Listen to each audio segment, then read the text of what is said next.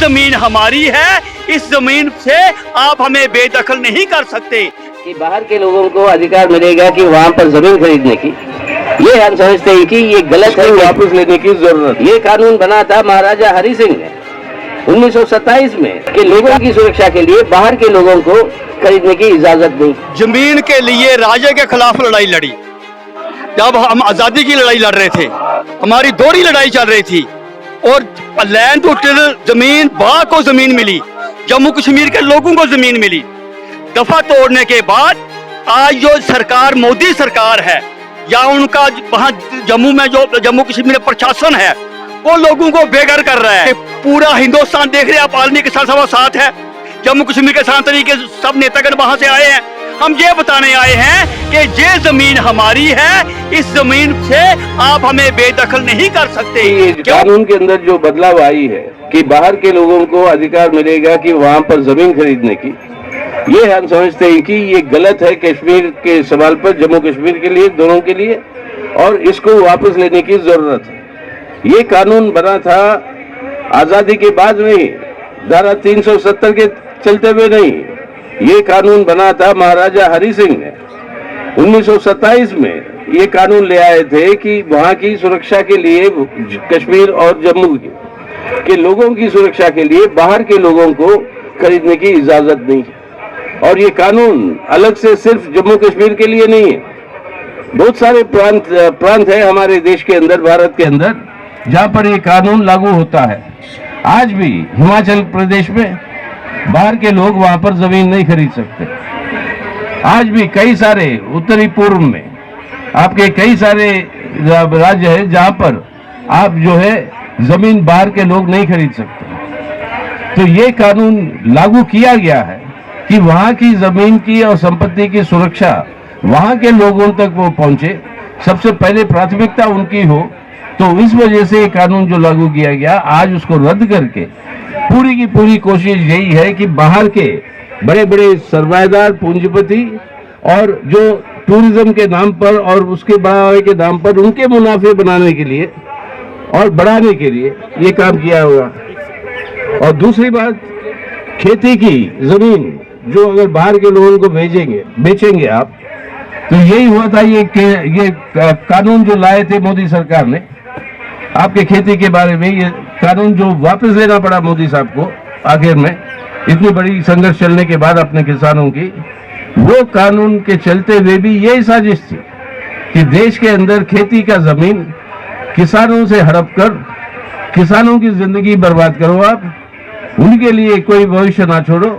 वो जमीन जो आप किसानों के हाथ से निकालकर वो बड़े बड़े पूंजीपतियों को और बड़े बड़े पूंजीपतियों के घरानों, ना सिर्फ देसी पूंजीपति, विदेशी बड़े बहुराष्ट्रीय कंपनियों को भी वो जो है वो मौका देने का पूरी की पूरी साजिश रही। आप जानते ही हो उनके अंदर सबसे प्राथमिक नाम किसका था किसान आंदोलन के चलते हुए? यही गौतम अदानी का, जिसके बाद चर्चा चल रही है आज, इतना बड़ा कांड जो हुआ है, जिसके चलते हुए अपने लोगों की जिंदगी भर की बचत जो LIC और स्टेट बैंक ऑफ इंडिया में है, उसके ऊपर भी आज जो है खतरा है कि वो बच पाएगा कि नहीं। इस तरीके के बड़े बड़े पूंजीपतियों को जमीन पहुंचाने की ये बड़ी साजिश। पहली बात तो ये रही। दूसरी बात, वहां पर जो जम्मू कश्मीर के अंदर ये कानून के तहत ऐसा जमीन था जो कॉमन प्रॉपर्टी थी सबकी, और वो कॉमन प्रॉपर्टी के ऊपर कभी आपके गायों को भैंसों के लिए, उनके लिए चारा के लिए इस्तेमाल होता था, या कोई और वहाँ की समाज के लिए और लोगों की फायदा के लिए कभी कभी कोई फंक्शन हॉल बनते थे, कोई ऐसी चीजें बनती थी जो सहूलत के लिए।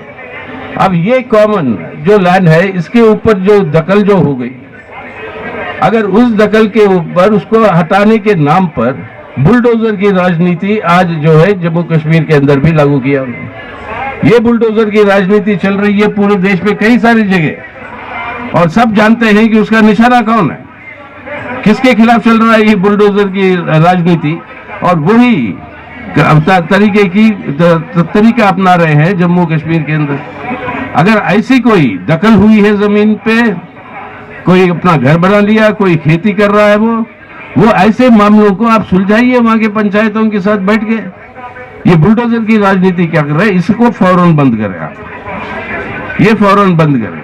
तीसरी बात, जम्मू कश्मीर के अंदर आज लोगों के सामने दिक्कत यह है कि कौन है उनके प्रतिनिधि, किसके पास जाकर उनको अपनी समस्या रख पाए।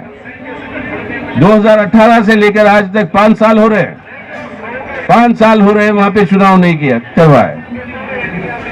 और जब पार्लियामेंट के चुनाव हो रहे थे 2019 में पार्लियामेंट के चुनाव करवाए, लेकिन वहां की असेंबली की चुनाव नहीं करवाई, क्योंकि तब उनका पूरी की पूरी सोच यही थी कि वो असेंबली को ही रद्द कर देंगे। वही किया उन्होंने सरकार में आने के बाद। अब शायद उस समय नहीं किया, तो अब बाद में कहने लगे कि डिलिमिटेशन करने की जरूरत है। जो कॉन्स्टिट्यूंसी क्षेत्र जो है, इन क्षेत्रों को सही ढंग से इनको बनाने की जरूरत है, जो डिलिमिटेशन करना है वो हो गया कम। बाद में कहा कि वोटरों की सूची ठीक तरीके से बनी नहीं है, उसको सुधारना है, अब वो हो गया काम, सूची का ऐलान भी हो गया। तीसरी बात वो कहते हैं कि शांति जब रहेगी और वहां पर चुनाव करवाने का माहौल जब बनेगा, अब वो माहौल के बारे में हमारे देश के माननीय गृह मंत्री जी रोज दिन प्रतिदिन दिन रात को देश में ही नहीं पूरे दुनिया में यही प्रचार कर रहे हैं कि शांति बहाल है आज जम्मू कश्मीर के अंदर। वहां पे कोई मतलब ऐसी घटनाएं नहीं हो रही है, एकदम पीसफुल है जम्मू कश्मीर। अगर शांति है आपके पास, आपका डिलिमिटेशन हो गया, आपका वोटर की सूची छप गई, तो अब क्यों चुनाव नहीं करवा रहे हो आप?